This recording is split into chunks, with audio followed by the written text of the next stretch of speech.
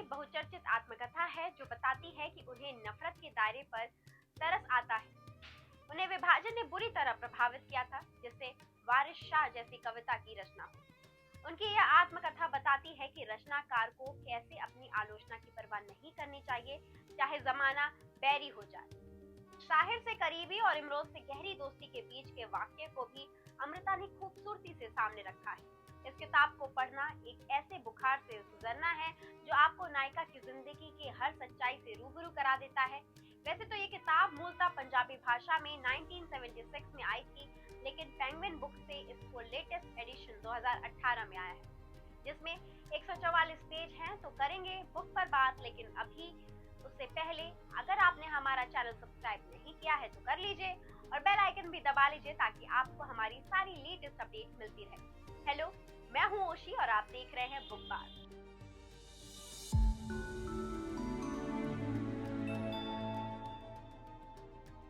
पंजाब के गुजरावाला में 31 अगस्त 1999 को जन्मी अमृता प्रीतम को पंजाबी भाषा की पहली कवियत्री माना जाता है। साहित्य अकेडमी पाने वाली पहली महिला लेखिका रही हैं। उन्होंने लगभग 100 से ज्यादा किताबें लिखी हैं, जिनमें उनकी आत्मकथा रसीदी टिकट भी शामिल है। अमृता प्रीतम की शादी 16 साल की उम्र में लाहौर के कारोबारी प्रीतम सिंह के साथ हुई थी, लेकिन शादी के कुछ साल के बाद उनके पति से अलगाव हो गया, लेकिन नाम में प्रीतम शब्द जुड़ा रहा। इसके बाद उनका नाम साहिर लुधियानवी के साथ जुड़ा। दोनों के प्रेम के किस्सों की चर्चा होने लगी। अमृता शादीशुदा थी और शादी के बहुत सालों बाद उन्हें साहिर से प्यार हुआ था। वे साहिर से कैसे मिली थी, ये किस्सा बहुत चर्चाओं में रहा है। ये एक मुशायरा की रात थी जिसकी अगली सुबह बरसात भी हुई थी। किस्सा 1944 का है। अमृता ने एक ऐसे मुशायरे में शिरकत की थी जहां शाहिर बतौर शायर मौजूद थे।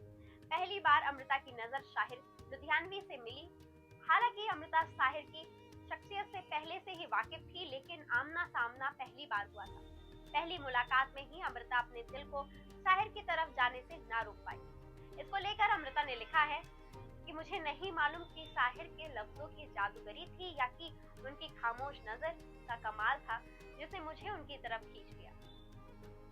मुशायरे की वो रात खत्म हुई। लोग लोगों की शहर जाने के लिए एक दूसरे को खुदा हाफिज करने लगे। लोगों की शहर से वापस लाहौर तक जाने के लिए बस का इंतजार भी था। बीती रात बारिश होने से सुबह की फिजा में एक नमी भी थी। लोगों की ओर जाने वाले रास्ते पर बारिश की वजह से थोड़ी फिसलन हो गई। किसी तरह हम मंजिल तक पहुंचे। वहां मुशायरा जब खत्म हुआ तब तक मौसम ने फिर से करवट बदली और हल्की रिमझिम बारिश शुरू हो गई। उस रात की बात को याद करते हुए अमृता ने लिखा कि आज जब उस रात को मुड़कर देखती हूँ तो ऐसा समझ आया कि तकदीर ने मेरे दिल में इश्क का बीज डाला, जिसे बारिश के फुवारों ने बढ़ा दिया। कुछ इस तरह अमृता और साहिर के बीच मोहब्बत बढ़ी। रसीदी टिकट में अपनी मोहब्बत का जिक्र करते हुए उन्होंने लिखा कि जब साहिर मुझसे मिलने लाहौर आते थे तो हमारे दरमियान रिश्तों का विस्तार बन जाता। मेरी खामोशी का फैलाव हो जाता, मानो ऐसे जैसे मेरी बगल वाली कुर्सी पर आकर वो चुपचाप चले गए।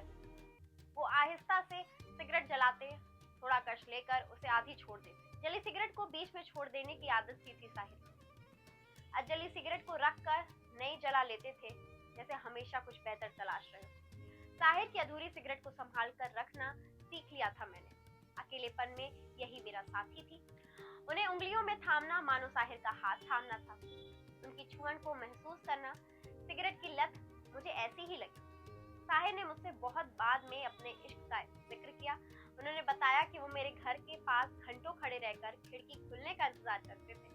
घर के नुक्कड़ पर आकर पान खरीदते, सिगरेट सुलगाते या फिर हाथ में सोडे का गिलास ले लेते। फिर बंटवारे के बाद साहिर बंबई के होकर रह गए और अमृता दिल्ली। दोनों के बीच फिर भी प्यार एक दूसरे को भेजे खतों में महसूस किया जा सकता था। हालांकि ये रिश्ता एक समय के बाद धीमे धीमे खत्म हो गया।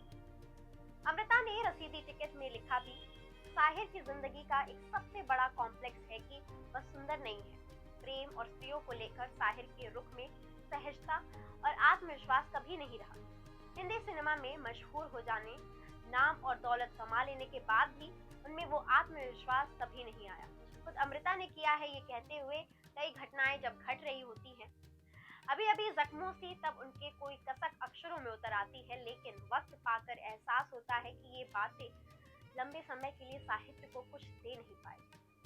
ये वक्ती आंधियां होती हैं, अपनी उम्र बिता चुकी वक्ती आंधियों को छाटते हुए और नई बातें यादों के रूप में जोड़ते हुए लेखिका ने आत्मकथा को नया और संक्षिप्त रूप दिया। हाँ, मूल चिंतन वही है जो मूल आत्मकथा में था। अध्यापन करने वाले माँ बाप की ये संतान महाराज बीबी और पिता नंद साधु को याद करते हुए अपने चरित्र का आधार भी खोलती चली।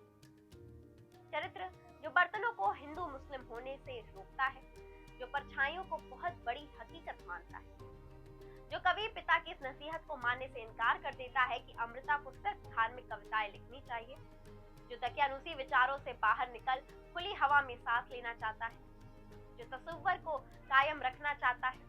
अमृता प्रीतम की यह आत्मकथा बताती है कि उसे नफरत के दायरे पर तरस आता है, उसे विभाजन ने बुरी तरह प्रभावित किया कि वारिस शाह जैसी कविता की रचना हुई। यह बताती है कि रचनाकार को कैसे अपनी आलोचना की परवाह नहीं करनी चाहिए, चाहे जमाना बैरी हो जाए। साहिर से करीबी और इमरोज से गहरी दोस्ती के बीच के वक्फे को भी अमृता ने खूबसूरती से सामने रखा। इस किताब को पढ़ना एक ऐसे बुखार से गुजरना है जो आपको नायिका की जिंदगी की हर सच्चाई से रूबरू करा देता है। बगैर बुखारी ताप के उन तक पहुंचना नामुमकिन है। दरअसल ये एक आत्म कोलाज है जहां डायरी, संस्मरण, कविताएं, स्वप्न और जिंदगी के कड़वे यथार्थ घुल मिल गए हैं। यहाँ यात्राएं हैं और उनके भीतर है अंतर यात्राएं। यहाँ एक व्यक्ति की लगातार विस्तृत होती दुनिया भी है जहाँ दुनिया भर के अदीब शामिल है, और स्त्री की वह हकीकत भी है जो उसे कमजोर भी बनाती है और मजबूत भी। अच्छी बात यह है कि पुरानी रसीदी टिकट की पूरक है। उम्मीद करते हैं आपको ये वीडियो पसंद आया होगा। ऐसी वीडियो देखने के लिए हमारे चैनल को सब्सक्राइब करें। सायोनारा।